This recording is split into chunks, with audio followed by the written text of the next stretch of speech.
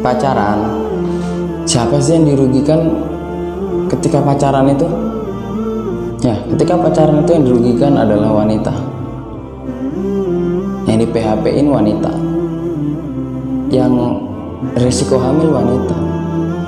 Yang akan rusak wanita. Tapi kenapa sih wanita itu tetap mau diajak pacaran? Maka kalian harus berpikir lagi, wahai para wanita, jika kalian akan diajak pacaran. Pacaran itu is bullshit. Pacaran itu penuh dengan kebohongan. Dari sekian komitmen orang yang berpacaran sampai menikah, itu hanya ada beberapa persen. Selebihnya mereka nikahnya sama orang lain. Selebihnya mereka putus dan sebagainya. Ingat, kalian para wanita, ketika kalian pacaran, kalian sampai berzina, na'udzubillah min dzalik, apa yang terjadi? Dan ternyata kalian hamil di luar nikah. Siapa yang akan malu? Orang tua kalian akan malu. Apa kalian ingin buat malu orang tua yang sudah susah payah membesarkan kalian, susah payah mendidik kalian, banting tulang untuk menafkahi kalian, tapi kalian mengkhianatinya dengan kalian sampai berbuat demikian?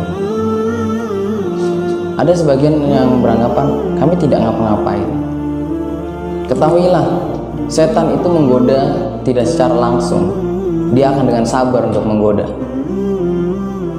Seperti yang pernah terjadi di masa lampau.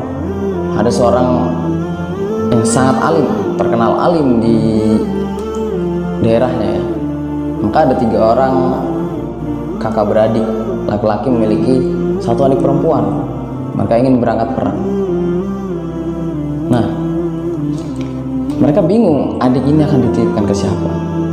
Terakhir mereka memutuskan menitipkan kepada orang alim tersebut, orang yang terkenal alim. Akhirnya mereka titipkan ke sana dan mereka pergi berperang. Nah, disitulah mulai setan menggoda. Awal-awal dia mengasih makanan kepada wanita tersebut, lalu menurunkan tali dari atas. Setan membisiki, apakah kamu tidak ingin mendengar suaranya? Dibisiki-bisiki. Setelah berapa lama, akhirnya orang alim tersebut akhirnya turun ke bawah. Tapi dia tidak masuk. Dia hanya dari pintu masukkan, ditaruh. Selama berapa lama, setan menggoda lagi sampai, apa kamu tidak ingin masuk ke dalam untuk ngobrol dengan dia, mengetahui kondisinya dia, mengetahui kisah-kisahnya dia? Setan membujuk.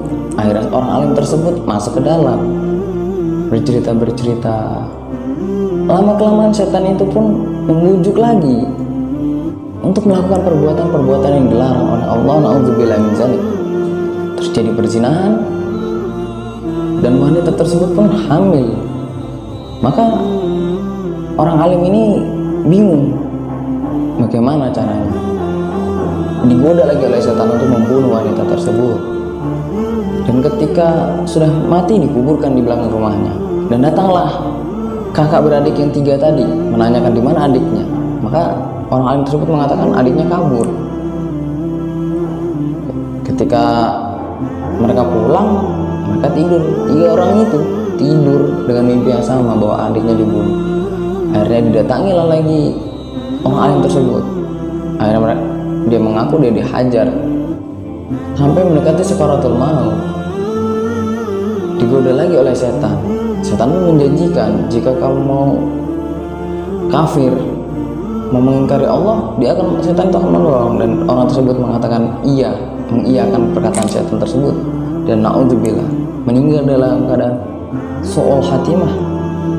Bayangkan, itu orang alim, kita siapa? Gitu ya. Kita ini dosa banyak. Yang orang alim aja bisa tergoda, apalagi kita yang banyak dosa akan sangat mudah tergoda. Fakta juga yang terjadi saat ini. Berapa banyak wanita yang hamil di luar nikah dibunuh oleh pacarnya karena pacarnya tidak mau bertanggung jawab. Atau berapa juga banyak pasangan remaja yang pacarnya hamil, mereka gugurkan bayinya. Ada yang sudah lahir, mereka bunuh bayinya. Berapa banyak seperti itu. Apakah kalian ingin seperti itu? Pikirkan itu baik-baik. Jaga diri kalian.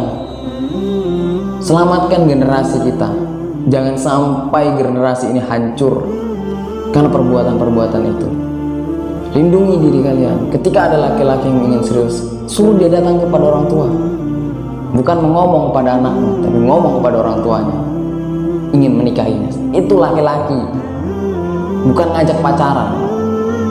Mungkin ada yang mengatakan, soalin, kayak nggak pernah pacaran aja.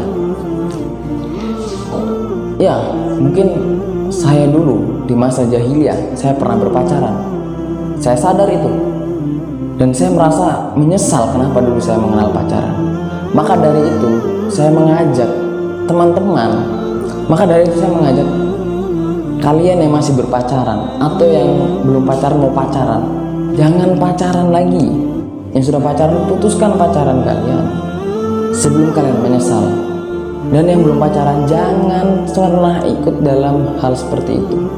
Itu merugikan diri kalian sendiri. Saya menyampaikan karena saya sayang kepada kalian. Karena kalian adalah teman-teman, mungkin saudara-saudara juga. Jika kalian muslim, kalian saudara-saudara saya seiman, yaitu Islam, saudara dalam Islam. Maka saya mengajak kalian, sudahi pacaran itu. Putuskan pacar kalian. Jika dia mau serius, suruh dia datang ke rumah. Bukan untuk mengajak jalan, tapi untuk mengajak nikah. Karena banyak juga datang ke rumah ngajak jalan. Dan orang tua pun harus paham, pacaran di dalam Islam itu tidak ada. Jadi jangan pernah biarkan anak kalian pacaran, apalagi jika anak kalian adalah seorang wanita. Ketika anak wanita kalian pacaran dan Anda adalah seorang bapak, maka dosa anak Anda yang tanggung. Ingat, seorang bapak akan menanggung dosa seorang anak perempuannya dan seorang istrinya. Jika anak perempuannya ada banyak dan pacaran semua, bayangkan berapa dosa yang akan ditanggung. Dan sekali-sekali jangan pernah kalian remehkan dosa. Jika kalian ingin meremehkan dosa, bakar tangan kalian sendiri. 1 menit saja, sanggup tidak? Jika tidak sanggup, maka jangan pernah remehkan dosa.